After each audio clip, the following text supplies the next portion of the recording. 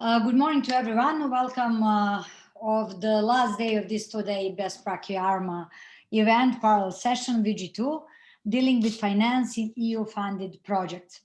As we promised, all your questions posted in chat box yesterday will be answered by our panelists and presenters in writing. I will send it to BESTPRAC WG2 mailing list just after the meeting. But if you are not a part of this mailing list, WG2 in BESTPRAC, and wish to get this question and answer note, please send me your email address in direct message in this chat box today. Please, what I want to ask you once again, I will share with you house rules. Pay attention on these house rules. I don't want to spend the time to reread all of them again, but don't forget to use the chat function for asking questions, sharing information or comments. We will collect all your questions and give our best to provide answers during the meeting, as we promised. If left unanswered the questions, we will send them to whole WG2 after the meeting.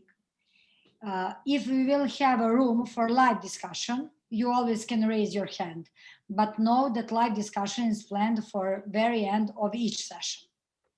Today, we will continue with important topic in finance, personnel costs in EU grants, the institution perspective.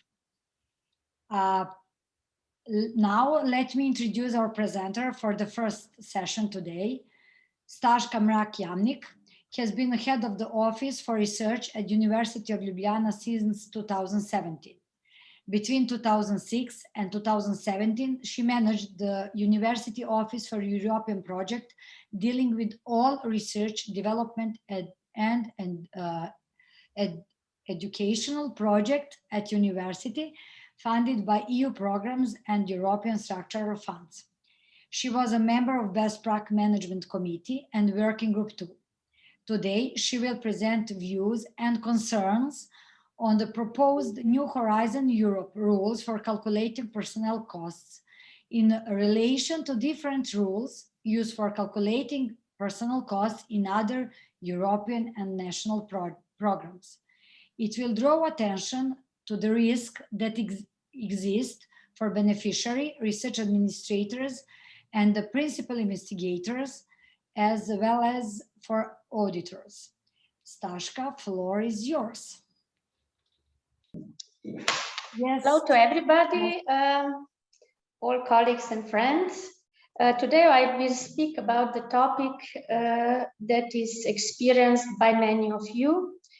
I will speak about how to navigate and what are the risks and considerations regarding using different funding rates and rules. So in the new proposal for Horizon Europe rules, how to calculate and report personnel costs includes the shift from annual or monthly hourly rate to daily rate, which is close to the present Horizon 2020 rule on monthly hourly rate, considering 1720 hours per year. We find this new rule somehow positive regarding the possibility of using the monthly declaration of the days spent of the action without timesheet, but financially non-sustainable since it doesn't provide for 100% coverage of all real costs of personnel, and potentially disruptive for all stakeholders, beneficiaries, researchers, research administrators, as well as for auditors, since it introduces one additional new rule which so far differs from all the rules in other programs. So is this simplification?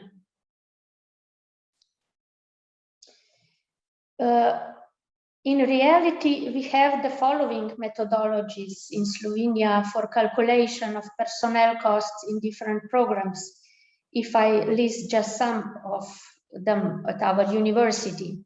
In Slovenian national project, we have to use 1,700 productive hours per year for one full-time employee and predefined lump sum unit cost for one FTE.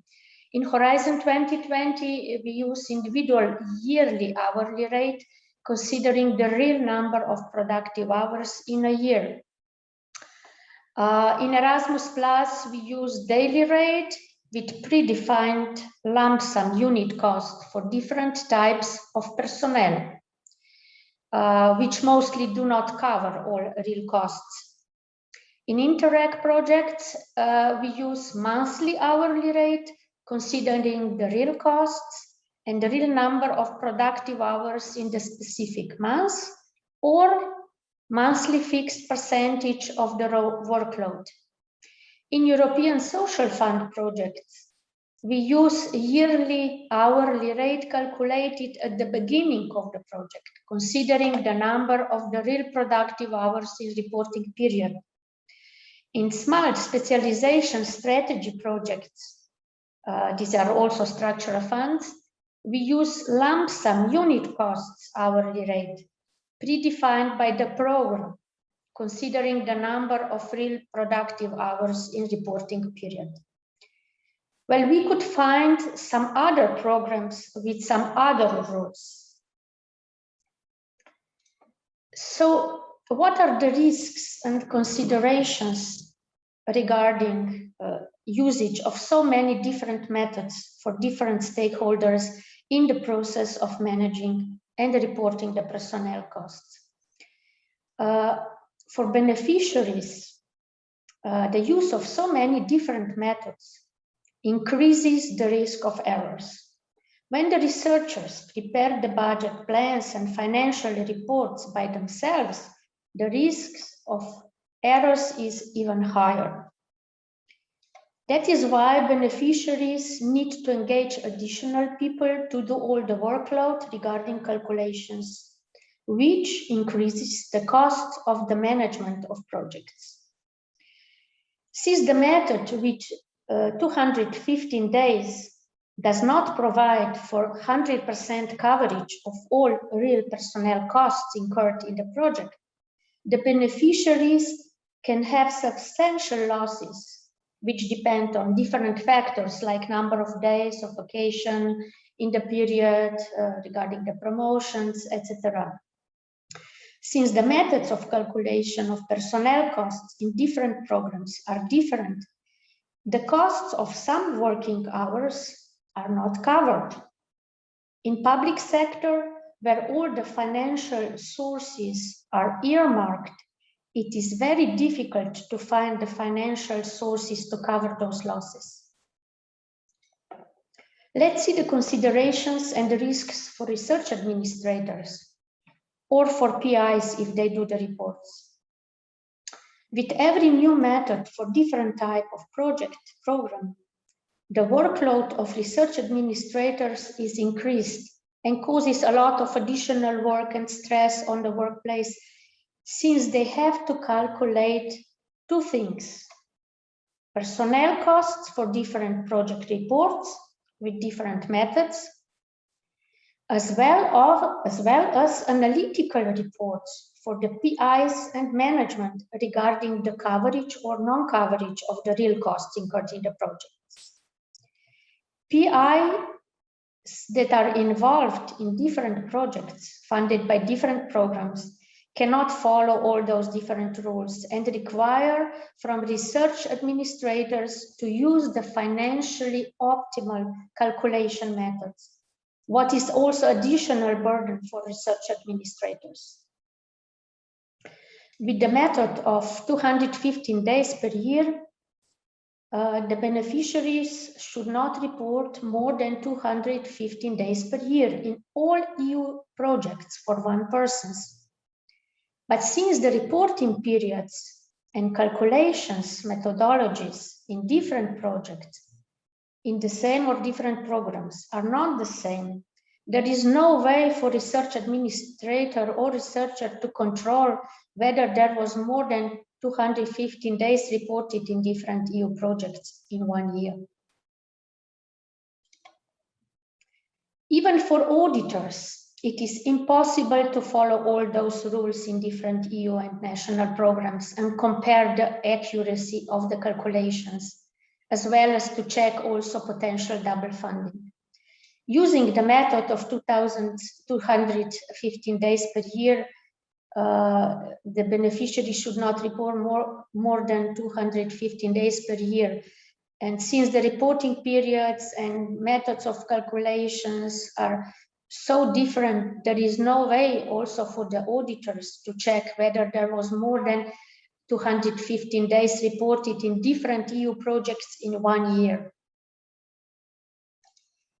So at the end, what would be the real simplification? The real simplification would be only one rule in all EU programs and national programs that is understood by all the stakeholders and is financially sustainable. So from our point of view, there are two options for simplification: or using monthly or periodically hourly rate calculated on the basis of real costs and the real productive hours of that month or reporting period, according to the usual accounting practices of the beneficiary. All stakeholders, researchers, research administrators, accountants, auditors understand this calculation. The audit is clear and simple, and all the real costs are remunerated.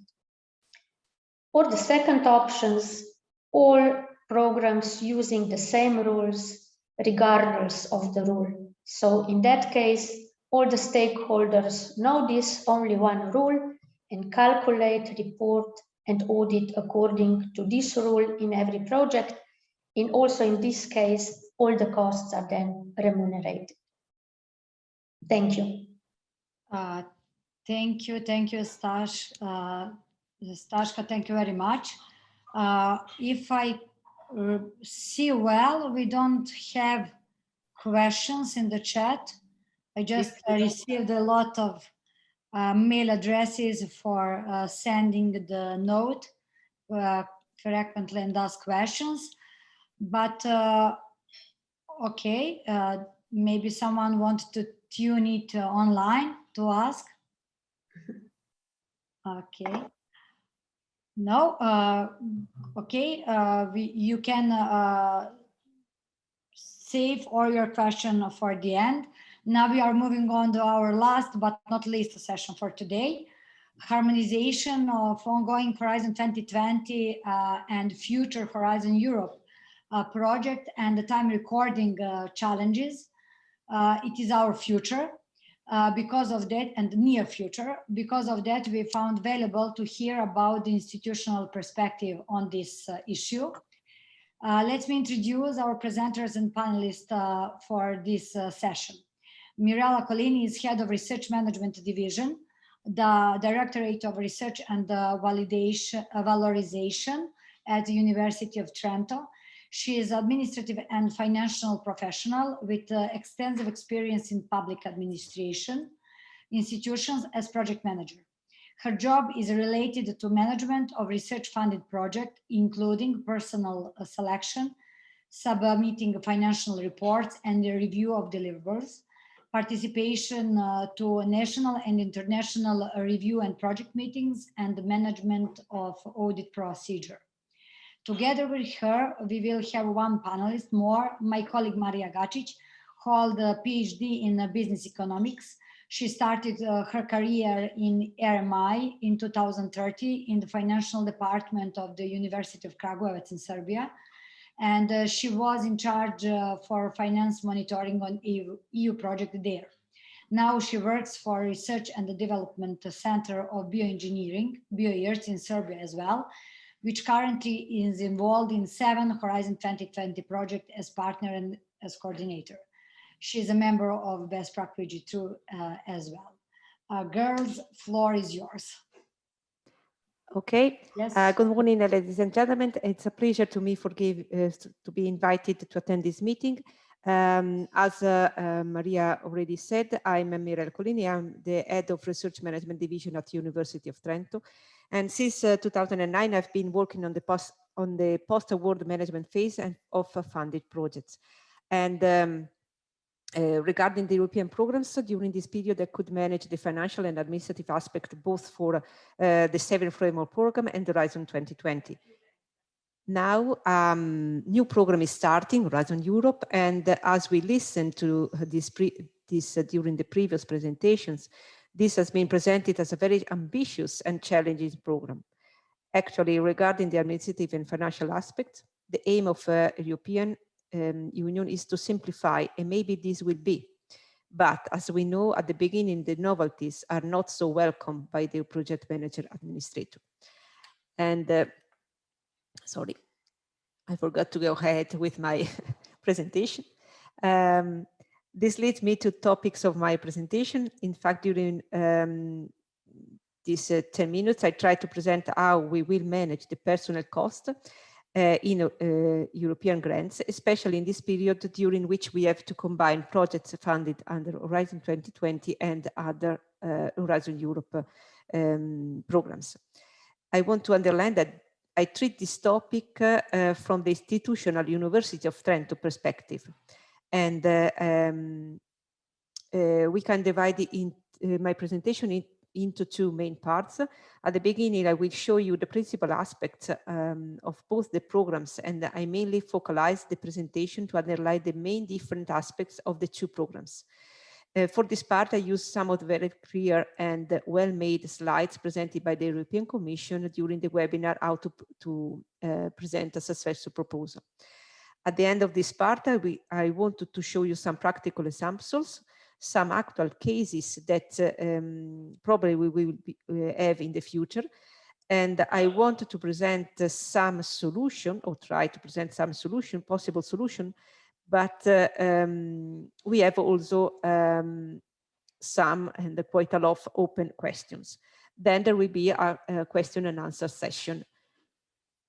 These are the slides of European Commission, and this is the slide that present the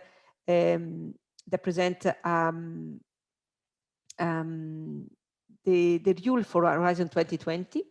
And the University of Trento in Horizon 2020 choose the first options, the 1,720 hours per year.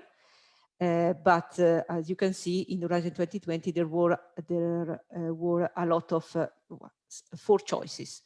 In University of Trento, the project management office at the end of each reporting period collects all the last closed financial year's researchers course, collects the pay slip, and calculates the hourly rate using the option 1,720 hours, collects then the monthly integrated timesheet, paper-based, dated and signed, and verifies, in order to respect the double ceiling principle, verifies for each person in each financial year or portion of the year if the standard hours were respected or go over. In case the working hours in the timesheet were more than the standard, we need to reduce and to recalculate proportionally the claimed hours.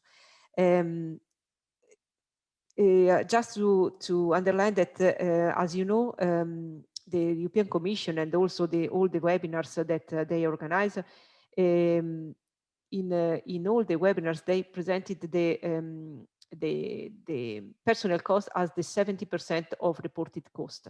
And so it is really important to avoid errors and to understand the better possible how to manage the personnel cost. In Horizon Europe, the European Commission said us that they wanted to simplify, and as Staška already explained, they wanted to use no more the last closed financial year, but the calendar year and the proportional month. And they wanted to use the daily rate. The European Commission suggests us for the European program to use the daily rate instead of hours. This is a simpler daily rate formula for calculated daily rate, but there is a first complication here for the administrative and financial person, because when we arrive at the end of a reporting period, and maybe this is not at the end of the financial year, we need to calculate the proportionally monthly cost, period cost, according to the monthly salary paid, and the pro rata period. And this is more or less the same rule, but for the last reporting period that we used in the 7th framework program. And this is the first point of attention that we need to be aware. The example that the European Commission put in the webinar is really simple. It's logical, an example that it's really clear. But unfortunately, we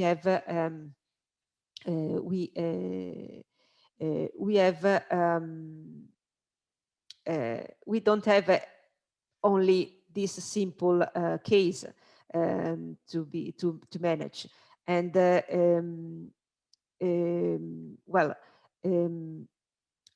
at the University of Trento, we want to continue to use the timesheet, and we don't think we use the monthly declaration. Staška said that this is the monthly declaration could be a positive, a simplification instrument, but for us it's not a simplification, because when an audit will arrive, it's better that we show them a timesheet and integrating timesheet with all the hours work for the specific person in each project they are involved. It's involved, and this is another slide that the European Commission shared with us during the webinar, and this is 3 methods, 3 rules that they suggested us in order to convert hours in daily in days. And this open a first question: can we use different rules for different category of person in the same project?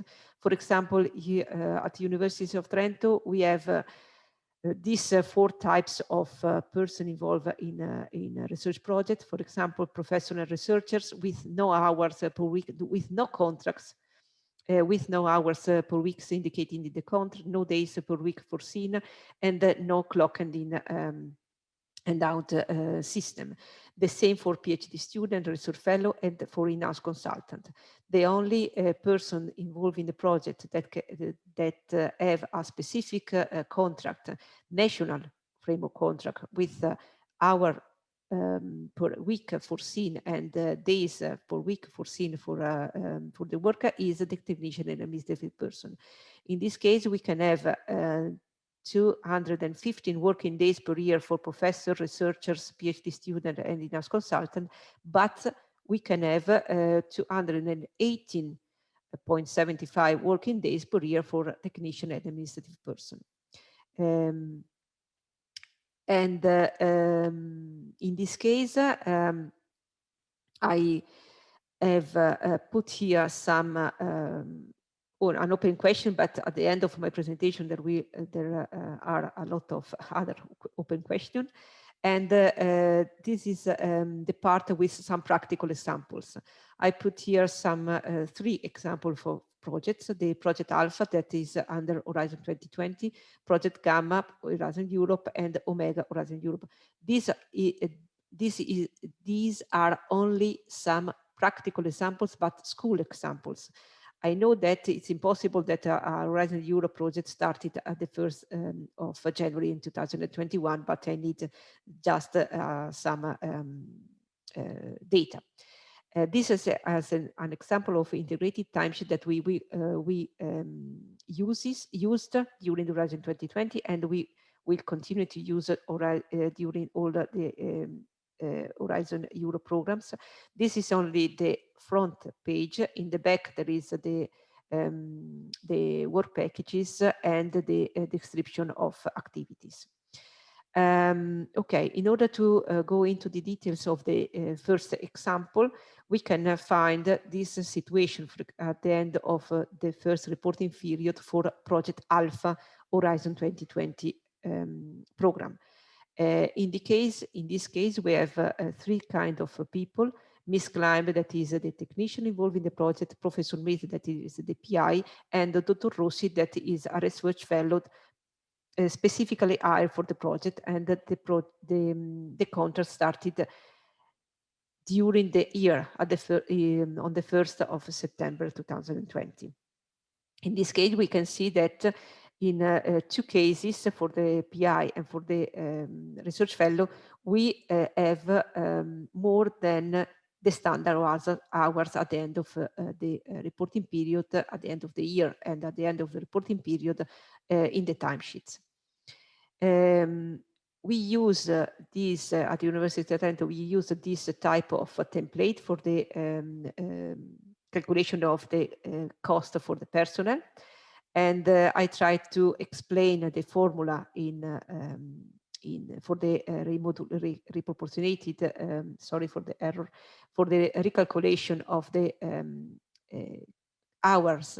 In this case, Horizon 2020 hours that we can claim for each person involved in the project. At the end of the second reporting period for Project Alpha, we had also the other two types of project, Gamma and Omega, that started in at the beginning of the 2021 year. And we need, in this case, we need to recalculate, remodulate the hours and calculate also the working days. For the technician, Miss Climb, we have the first point of attention, because sorry, it's not corrected, it's 180 days, but it's sorry for this, but we need to put attention on this, because in case of a Miss Climb, we have a discrepancy between the Horizon 2020 and the Horizon Euro program.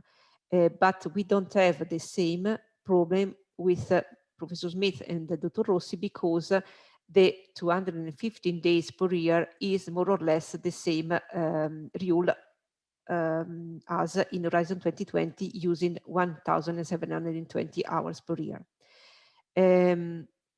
So this is the first point of attention in order to respect the double ceiling that we said before. This is also an example of the example of a Project Alpha in Horizon 2020 at the end of the second reporting period. And just I wanted to underline the things that we changed the hourly rate at the end of the 2021 year, because now it's a closed financial year according to the Horizon 2020 rules. And the attention of the number of hourly claims for the action, we need to point the attention, because this is a reporting period in which in the middle of a specific financial year, and we need to be aware that part of the hours were already claimed during the first reporting period. Okay, for example, for Mrs. Climb, we already claimed 150 hours for the 2021 year during the first reporting period. We needed to be aware about this.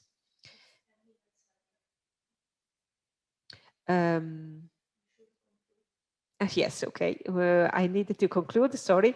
Well, my presentation will be shared with you, and I hope you can find these examples clear. And just to go ahead and arrive at the conclusion, for sure we need an annotated model grant agreement in order to understand better how we can manage some specific situation for managing this type of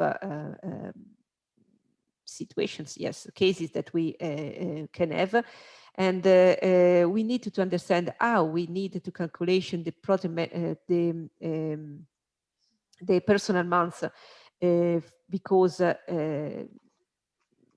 there are maybe different type of working days, and so we need to understand which rate we have to use in order to calculate the personal months for the reporting data. We need to understand how to manage part-time contracts, especially when no percentage of the part-time is foreseen in the contract. Maybe we have examples of, for example, natural person, specific hire for the project, that during the life of the project can change the contracts, and maybe the salary, the gross salary will change. Can we calculate only a daily rate with an average of the two contracts, or we need to separate and calculate the daily rates for specific contract?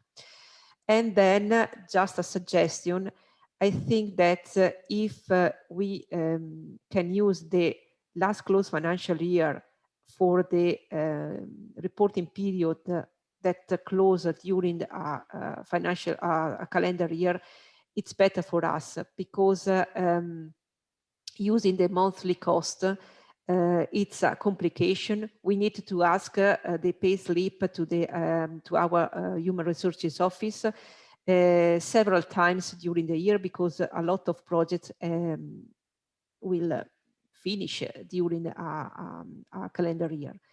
And yes, this is just a suggestion. Thank you for your attention. Thank you, Mirella, so much on your excellent presentation and the great examples. I'm so sorry because we don't have a time to go with you through all these examples, but we will send your presentation to all participants. Because personally, I really think that these examples are very useful for thinking a little bit about the future in Horizon Europe. But because we don't have any questions in a chat, I want to ask you for a live discussion, because we have a 4 minutes more. And I have, yes, okay, I see hand raised. But first I want to ask you, Mirella, what do you think?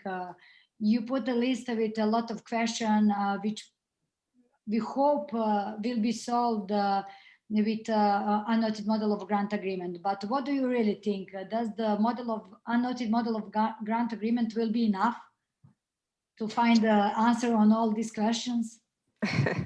I think that only during the implementation of the first project and the first reporting period, we can understand if the annotated model grant agreement examples or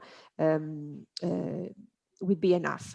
I think that all the webinars and the meeting with the European Commission officer, financial officer, could be really useful for us. And I hope that using maybe the remote webinar or remote method, we can share some questions and real cases with the financial officer. And also, I think that the networking and the best practice sharing examples with all the financial administrators in us, in this case, with this type of webinar, really could help us in order to manage better these examples. Thank you very much on your question. Answer, sorry. We have one hand raised. Yes, hi. Yeah, thank you very much for a nice presentation. I could follow up on this issue about the annotated model grant agreement, because indeed we're all waiting. I think one of the reasons it's late is it will not be an annotated model grant agreement only for Horizon Europe. It will be the annotated model grant agreement for the whole Commission on all the other programs as well. And that might be one of the reasons it takes so long time, because they have to agree internally in the Commission, and that can take some time. I would also mention I have the privilege of being a legal and finance NCP for Iceland, and we have been invited for a legal and finance NCP meeting on the 25th of June, unfortunately only online, but so far they have received 128 questions. So indeed, almost all your questions and many other questions have already been submitted to the Commission. They have said we have a one long day, and they have even planned to make a separate meeting just to handle all the questions. So we will follow up. One short comment personally from my side is I'm actually quite positive to this new development. And one of the main reasons is I had the privilege again of meeting with the Commission back before COVID-19. And the auditors clearly said they wanted to move away from micromanagement. Your presentation gave a good example of all these small details.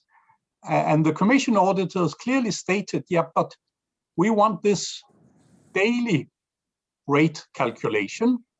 And you just fill in once per month, 5 days or 5.5 days. That is plus minus 10%. They said the level of granularity should go up. They want to catch people who cheat. And that is very good. But they are not that interested anymore in all these small details, because we don't get better science for that. We just have a lot of spending time on calculations and bureaucracy. Hopefully our auditors will understand this, and also the Commission auditors will understand it. But the message from the beginning is, I think this is positive, and when we all get through it, it hopefully will be more simple in the end. Thank you. Then thank you very much for sharing your information and experience. I'm completely agree with you. I really hope that the auditor will take this message for Commission when they will come to check our documentation, because compare with the previous experience with audit in FP7 and Horizon, they go really deep in details, unfortunately. But I hope that they will, first, they will get this message from Commission Audit Court, and then when they will come to us to control us as beneficiary, they will be somehow more relaxed, and it means that we can go with more science and with less administration in the future. And the Commission wants feedback if you experience too detailed audits, because they have already their own auditors, and then they hire companies to work on their behalf, and they are often much more detailed. We have been audited at my university, both by the Commission and by private companies, and private companies tend to be much more asking, sometimes more than they have a mandate for, and the Commission wants feedback, because now I think it's 80% of all audits that are carried out by external auditors, and only 20% by the Commission auditors themselves. Maybe they want to shift it back to around 50-50 or whatever, but they need good examples. So if you experience over detailed audits, send a message to your local legal and finance NCP, and we report it to the Commission. So they also have an interest in making the audit reasonable. Thank you. Great. Thank you very much for your comments and experience. Okay, we are almost at the end of this official part of this event. I wish to thank all my colleagues from BESTPRAC-WG2 who presented during these 2 days. Especially thank you all of you. Remain engaged in following activities in BESTPRAC network after the project finished almost 2 years ago. Thank you on that. I hope that we will have a chance to stay together, to discuss, to share experience in the future as well as network. I think that we will not have any plenary session to say goodbye for this official part, but now it's my very great pleasure to introduce our moderator for the last session in WG2, Vanessa Ravagni. She was the first leader of WG2 at the beginning of the project BESTPRAC. She was my mentor, the greatest one. And she made my support and my mentor a big support from 2016 when I stepped in BESTPRAC until now. Dear Vanessa, floor is yours. And thank you because you are with us today. Thank you, Maria. It's a great pleasure to be here with you and with all the friends, old friends of BESTPRAC. I think we all were mentored all together for each of us, because without our support and our collaboration, we couldn't survive. We couldn't survive during the Horizon 2020, and now I think our support and our collaboration can help us in managing Horizon Europe. There is a question for Maria. Do you already know the result of the last cost application? First of all, a question for you, because we had an application. Yes, because now starts the interactive part, and Staška. Yes, Staška, with her precise character, she started with an important question, because we had an application for the future of BESTPRAC, but I don't think we already have a result on this application. Yeah, unfortunately, yes, we have results. We did not get finance for this project proposal. I thought that people from Portugal, which was in charge for managing all this process, sent an email with the results of evaluation. We have a very good evaluation, but of course, because of a lot of other proposals, we did not get finance this time. First, to be honest, I don't know what the people from Portugal or other thinking. Maybe they will resubmit the proposal or not. I really don't know. But yeah, this time we will not. We did not get finance. Okay, so back to our session yesterday for today. Together with Maria, we thought that this last session could be interesting point for us to discuss what is what are the urgent questions for the future. I agree with Paul regarding the new way of thinking of the European Commission. They are no more interested in micromanagement and more on impact and results of our research, because you all know Horizon Europe focus on impact. So impact, the results of research are the main important point of this new framework.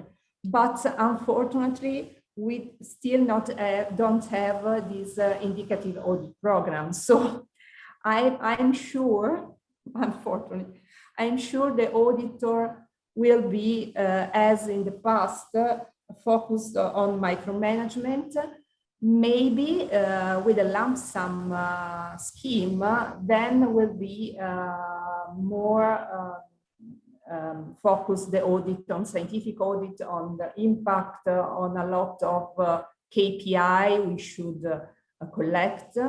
And maybe, I don't know, in our institution, I'm sure in our institution, we are going to, as Staška mentioned it, to hire more people, more project management, because So we focus on the finance, on the sound finance management.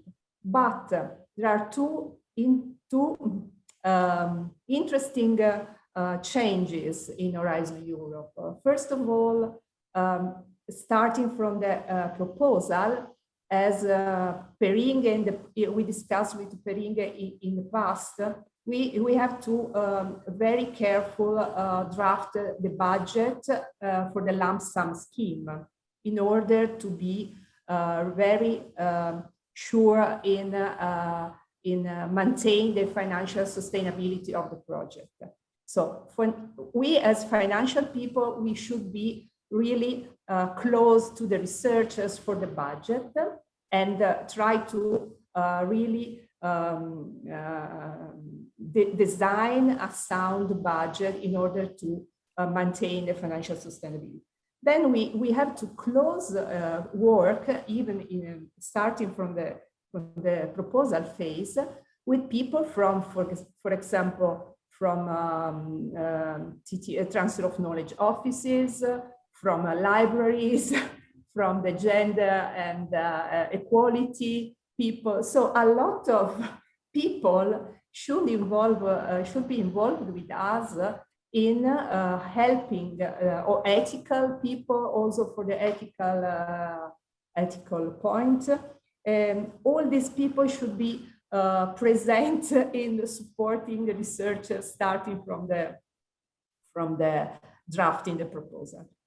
I think it will be really a change in our organizations. So we are going to work together more and not divided in the single offices, but more in a process, working per processes. For example, in pre-award, award, and post-award. I don't know if you already have this picture in mind. In our institution, we change the organization according this new picture, because the Horizon Europe will be with us in the next 7 years. So and it will influence the national and the regional programs we are going to experience in the next years. So I think there will be complicated not only for the financial people, but we as financial, we should also learn to work together with the other offices and people to give the best support to our researcher. And this is in the pre-award. Then in the award and the post-award phases, it will be even more important to give, to collect data and to report appropriately during the life of the project and at the end of the project. This is also in order to demonstrate the impact of the research. So even these phases, I think it will be will change how we collect, how we follow and manage projects, because as Staška mentioned, you cannot only win new project without thinking of admin people necessary to manage and to properly help researchers in the reporting phases. At the end of the project, then we are obliged to exploit our results. Even we have not obliged to have license, patent, and so on, but to protect the results and to publish results, to make results available on this new portal for results. I'm sure you already know the Horizon portal. I think the name is the portal, online portal for results. So we have obliged we have a 1 year time to exploit or make results available for third party, because third party should exploit if we are not able to exploit the results. So isn't really a different way to work in the project. It was the same even in the past Horizon Europe, Horizon 2020, but I think Horizon Europe stress this point of impact and reporting and research should have an impact on the society. I think this is a big change. And I don't know, this is a question for you, if you already experienced some changes in your institution, if you already have in mind to change your organization or to hire new people. I don't know. This wasn't not a easy time because everything happened during the pandemic. So we were at home and we had to follow a lot of webinar even on this issue. But I don't know, Maria, for example, if you already had some discussion on that in your organization. Oh, unfortunately not. We just changed our rector in the middle of all of this, and everything is blocked until the process is end. But my personal feeling about after this two-day event and all these great presentations and all information collected, that just because the Commission wants to go forward to leave the micromanagement on the level on the institution or go look on us from the top, I think that the basic things is to change knowledge and experience among us, because otherwise I think that unnoted model of grant agreement or any similar documents on the world which will be based on corporate approach, you know, which will be obligatory for the lot of different programs, cannot help in totally each of us as beneficiaries in so many different countries, because don't forget that we have a national legislation behind us. For example, in my country, we cannot hire the people. Yes, we have 7 years. 7 years we don't have permission to hire new people on the public entities, you know, 7 years. And you have to track all these changes without fresh energy, fresh people. And it is very hard because our national legislation are hard. Of course, everything is based on politics and economy, of course. And unfortunately, in this situation, we cannot count on big changes on institutional level. But I really think that these events like this one and these pressure contacts among us, research managers and administrators, is very helpful, because neither one document provided by Commission can help and answer on all our questions in daily life dealing with all these funds. As Staška mentioned in presentation, and Mirella as well, on micro or high level on institution, it is a complicated to harmonize and everything, and to combine all these programs and rules on one institution. Peringe has a question. Peringe? Or comment? Hi.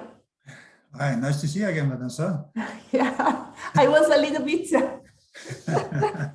Long time no see. No, because BESTPRAC was for me a great opportunity for my career. And so I got a promotion. It was, but thanks to you all, it was a great experience. And then now I'm under a lot of new tasks.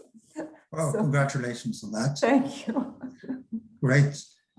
I have a couple questions and follow-ups to the point made by Paul about moving away from micromanagement. I'm tempted to use this old quote, seeing is believing.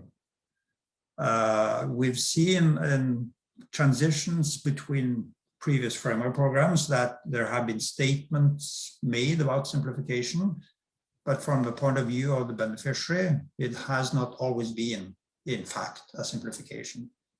And I think that is the question that also was raised by Staška and by Mirella, and they're still relevant to ask for us as working in beneficiary organizations.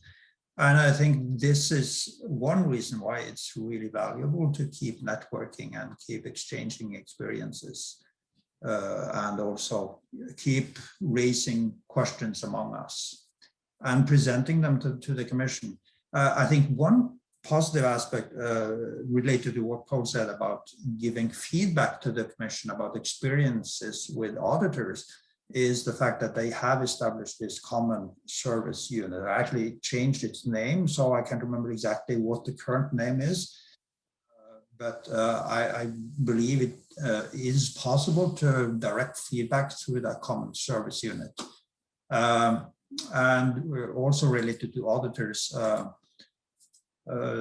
definitely when they subcontract, when the Commission subcontracts a lot of the actual level 2 audits, there is the issue of the subcontracted auditing companies. To what extent do they actually follow the rules that they're supposed to follow?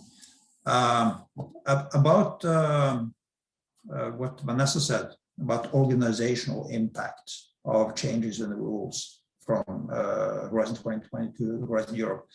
I think, Vanessa, you made a very good point about the lump sum funding scheme and the implications of that in terms of budgeting.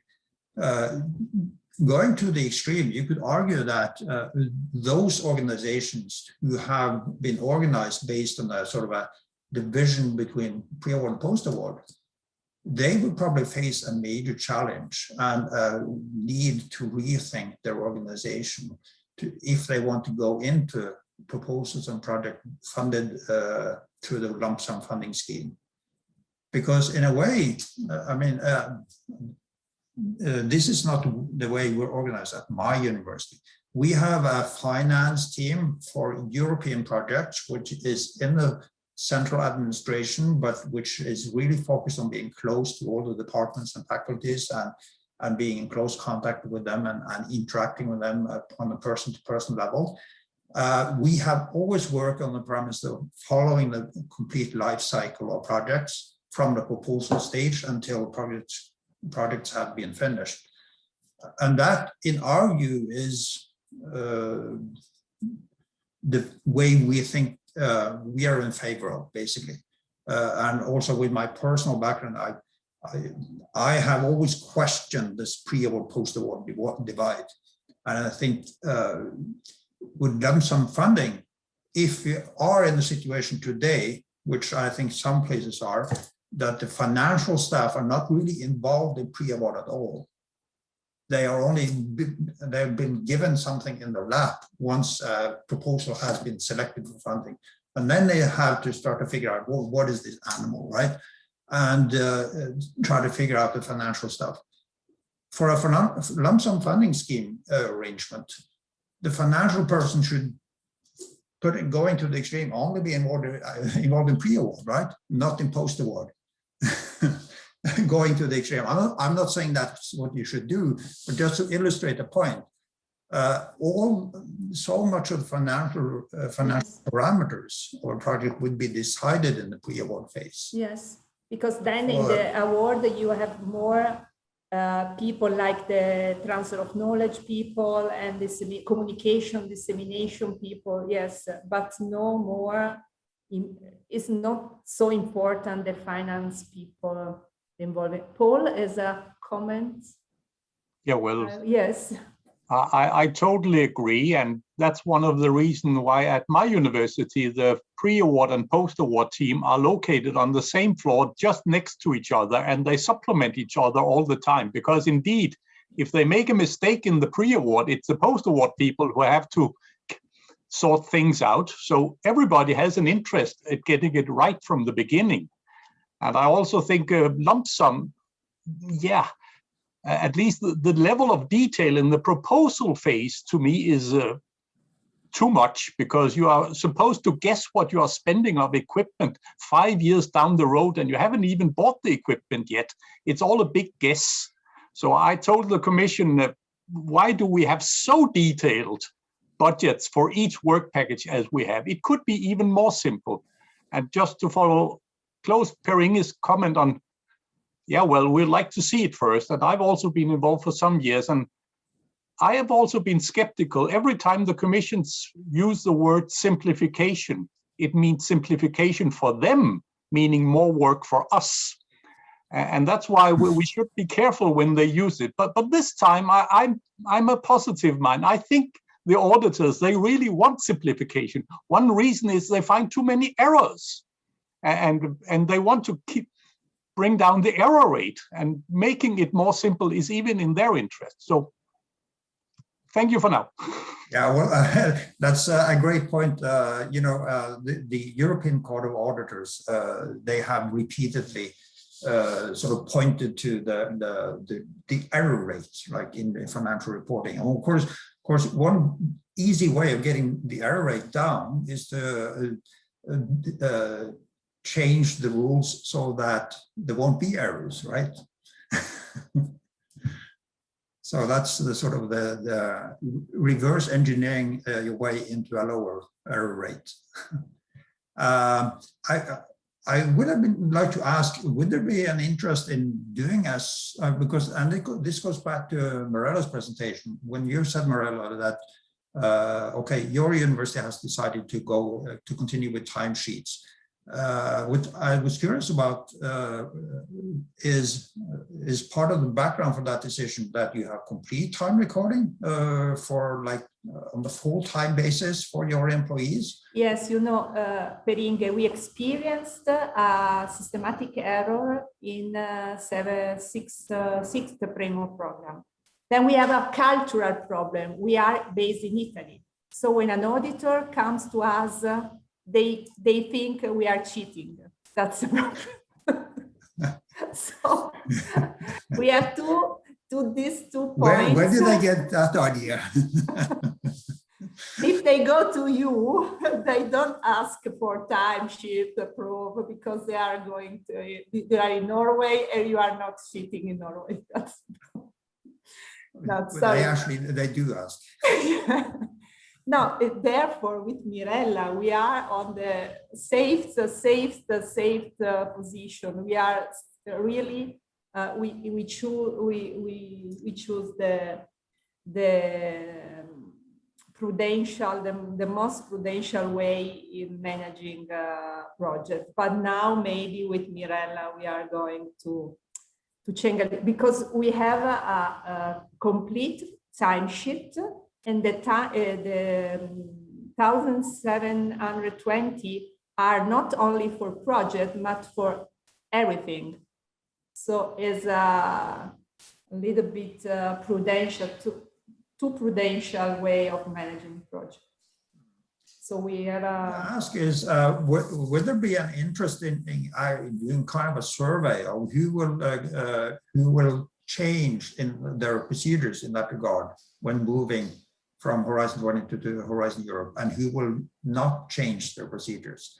So I'm curious, would it be interesting to know, would most organizations continue doing what they're doing today? Or would they see any kind of benefit or opportunity given by the rules of Horizon Europe to move away from time recording? I'm just throwing out the idea because I suspect I've never, I can't remember if we did a survey in BESTPRAC on time. Yes, we did a survey with you at the beginning of Horizon 2020. We did this survey to analyze whether we wanted to select the the actual or the 7,720. Yes, I remember we did a survey at the beginning. Well, of course, if we were to do a survey, that would mean work for someone. But I'm just throwing out the idea, and I don't know if there is any interest in sort of repeating that survey, or maybe rephrasing it, linking it to the fact that the rules are changing. Okay, I can try to find this survey, because to be honest, I cannot remember it. But I can send you the information. Staška has a question. I would like to point out that in my belief, the next 3-4 years will be a transitional period where we will still have old projects running from Horizon 2020, old Interrex, old Erasmus, and so on, that maybe just started from the last course. So I understand Mirella saying that they will keep timesheets, because we will have to do it the old way and the new way, and have to prove that all those hours and days were really spent on different projects. So probably, yes, those first 3-4 years, we will still have to use timesheets in cases where researchers will be doing work on different projects financed from different programs. Well, I can confirm that at our university, we will be in a transition in that regard until 2026, because we have a Horizon 2020 project, an ERC grant, which will go on until sometime into 2026. So definitely a transition period. Everybody, yeah, I think everybody will be in a transition period, because especially with grants that are running and people employed, working in both grants, Horizon 2020 and Horizon Europe. And that might be a good idea to keep on to 1720 the hours. But I don't know if that will work in under Horizon Europe. Because Horizon Europe, the Commission is very strict. This is what they said, at least until now, to 215 days per year. How are you going to handle this? Well, for us, due to the fact that professors, researchers, in-house consultant, and research fellow doesn't have a contract stating that there is the number of hours per year, it's simple for us, because using 1,720 hours per year divided by 8 hours per day, according to the Horizon Europe program rules, we found 215 days per year. And so for us, is the same method between Horizon 2020 and Horizon Europe for this type of persons. Different is for technician and administrative person, because in this case, there is the national framework contract that stated 36 hours per week for 5 days a week. And then there is the holidays and so on. So in this case, we cannot use 8 hours per day, but 7 hours and 20 minutes per day. So this is the only, for now, the only difference that I found between the two programs, and in which we have to pay attention. And regarding the integrated timesheet and the prudential criteria that we used in Horizon 2020 that Vanessa anticipated before,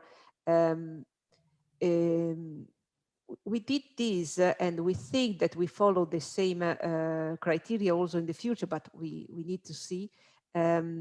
We use this criteria because in this way we are really prudential, and we really avoid to go over,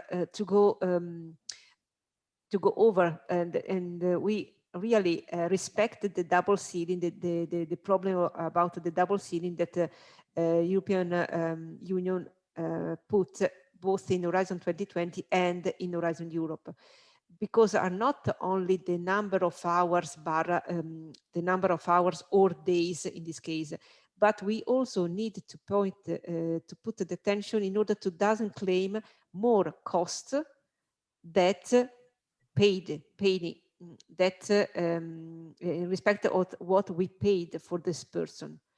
And you can limit that. You can say that, okay, I can claim up to that point, but actually my actual expenses were this. So I'm claiming this. Yes, we put together a lot of templates and formulas in Excel. That's, I know. That and yesterday, I don't remember if there are Pering in his presentation. He suggested to use different templates according to different programs, and yes, it's the only way for us to avoid errors and yes, avoid errors in the financial rules, to use a simple template but a functional one. Yes.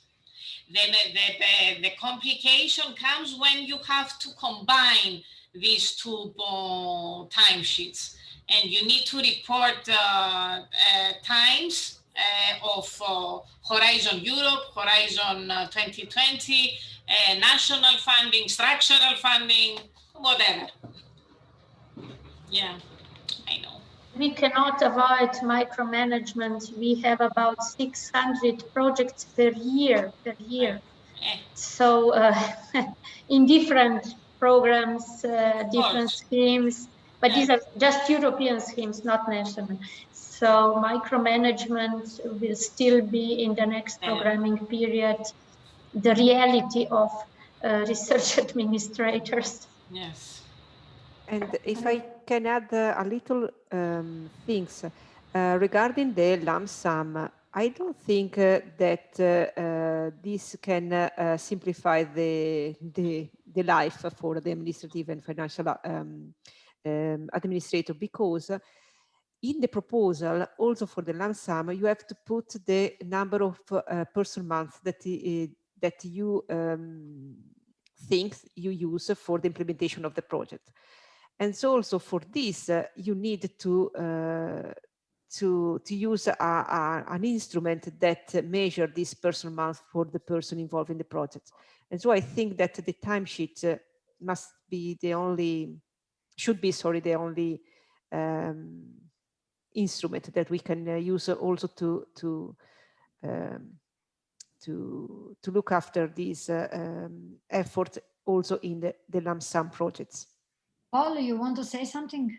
Well, I don't agree, because that's the whole idea with lump sum projects. You plan to use 12 person months for this work package. And as long as you achieve the results, if you use 10 or you used 14, the Commission doesn't care. So I would really recommend not to keep timesheets unless it is necessary. Of course, we have to keep timesheets for all the Horizon 2020 projects that will be running the next 5 years. But from there on, we should make it simple for ourselves, because the more details we provide, the higher the risk of error. And people sometimes call me and say, I have to fill in this timesheet. What should I write? I said, you should write the truth. And then they ask me, what is the truth? Oh, but we can talk all night with a bottle of wine. But in this case, it is the time you work on the project. And the truth is most researchers work more than they get paid.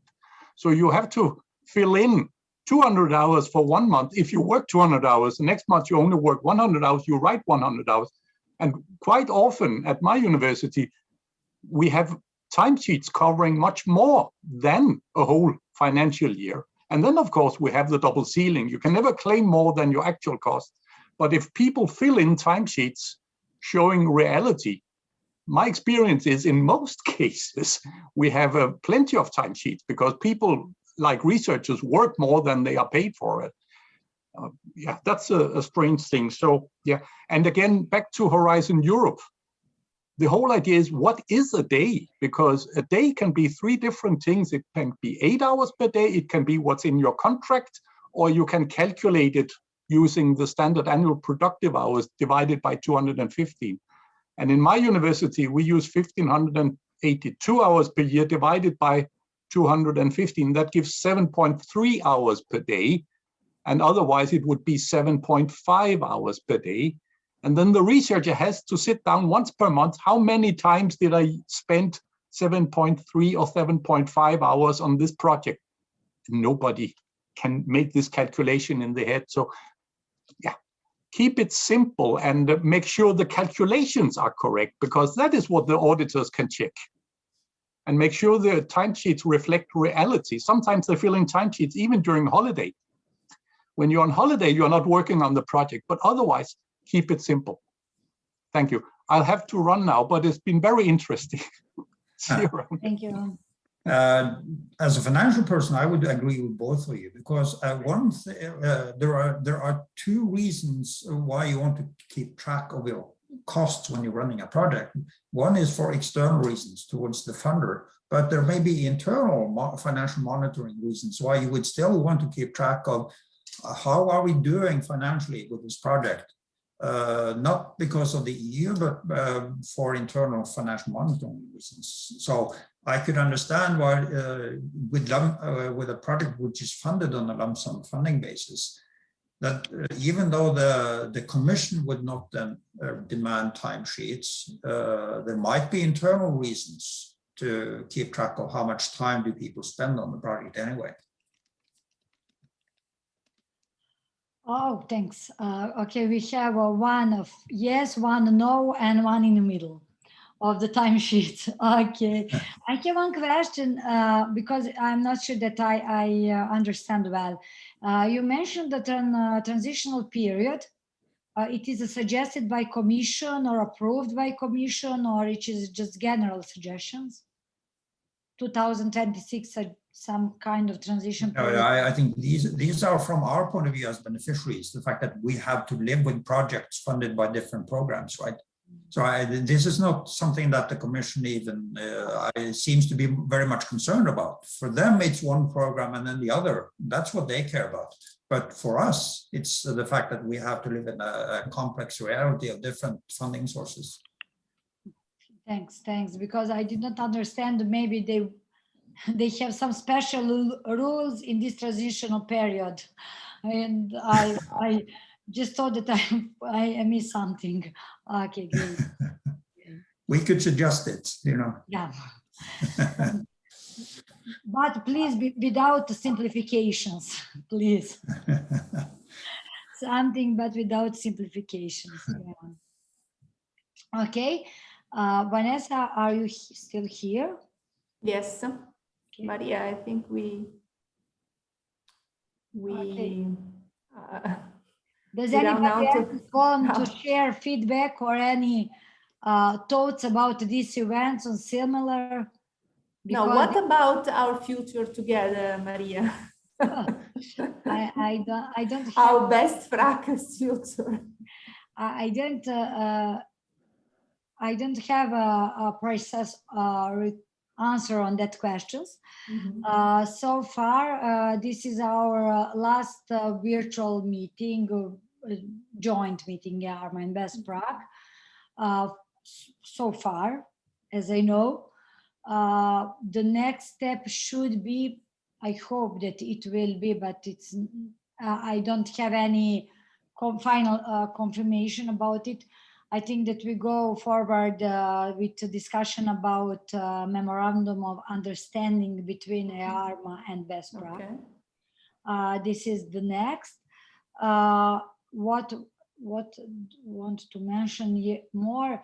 Yes, I promise, and I really looking forward to see all of you in Belgrade in 2022. I still hope that we will have a possibility to see in person next year. As I promised before COVID-19, it will be my great pleasure to organize our meeting in live in Belgrade. hosted by Center of Promotion Science, of course. I still have that arrangement with institution. And I really hope that we will have a chance to see in personal there in Belgrade, here, not there, here. Sorry. I don't know what will happen with this cost application. It's more or less depends on the people which was in charge for organization, everything, and write majority of the document. Maybe they will decide to send again, apply again for the costs. That's it. Of course, maybe we could organize a working group to online meeting after the annotated model grant agreement after the summer. Maybe let's see what happens with the EARMA BESTPRAC memorandum of understanding, but maybe we could sign an appointment. Vanessa. We could sign an appointment Yes.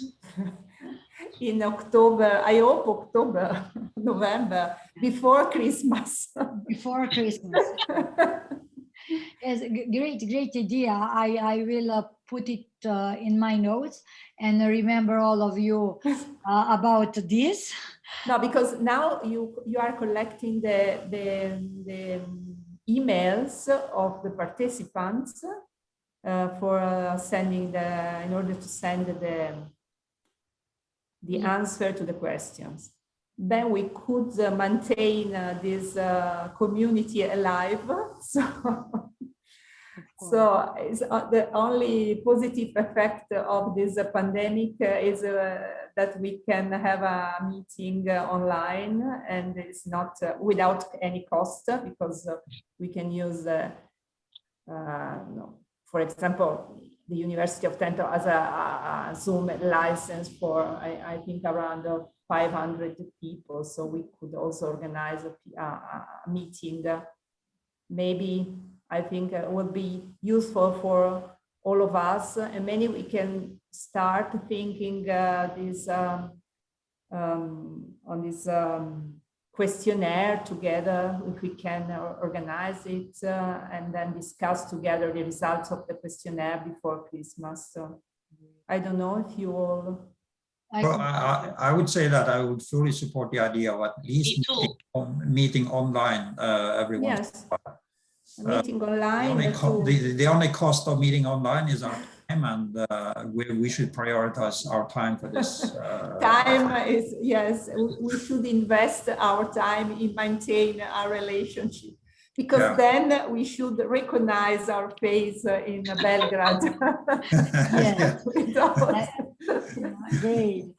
I completely agree with you, Vanessa. Okay, I will organize it. I will send this as a suggestion to all our participants from my mailing list. I will add in CC all these people which ask for a question and answer note from first day.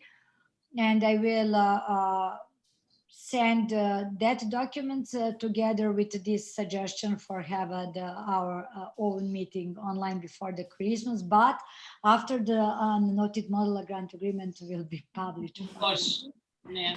Finally, and of course I will keep my eye on all this cooperation thing between BESTPRAC and other possibility for future cooperation.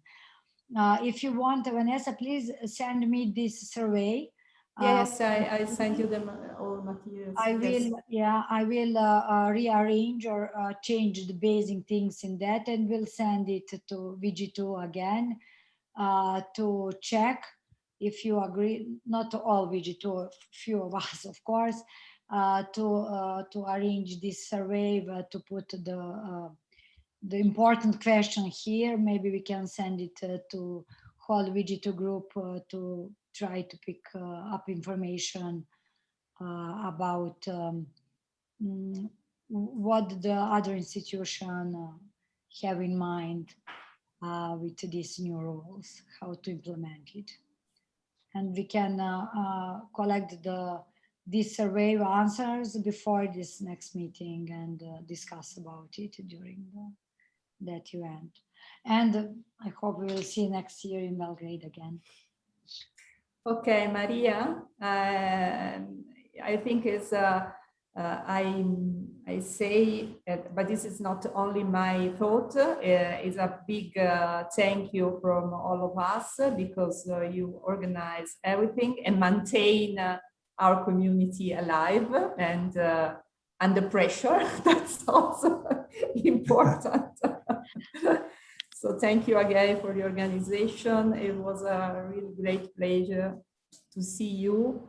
I can say we are still all young and full of energy, so we can afford together this new framework program with a lot of simplification, even more than in the past. So thank you so much, Maria. Pleasure. And thank you everybody for your contribution. I second. Thanks to Maria. Thank you, Bringe. And thank you on Staška, Mirella, and I see all the comments from and greetings from everyone.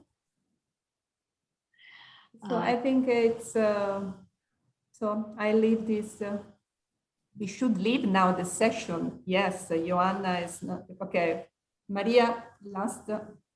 No, I will leave your last words. We are still alive and we are still young. And I hope that we will see in person next year, but for sure I will send all of you invitation for next our virtual meeting before the Christmas. Take care, my friends and colleagues, and I hope to see you again very soon in person.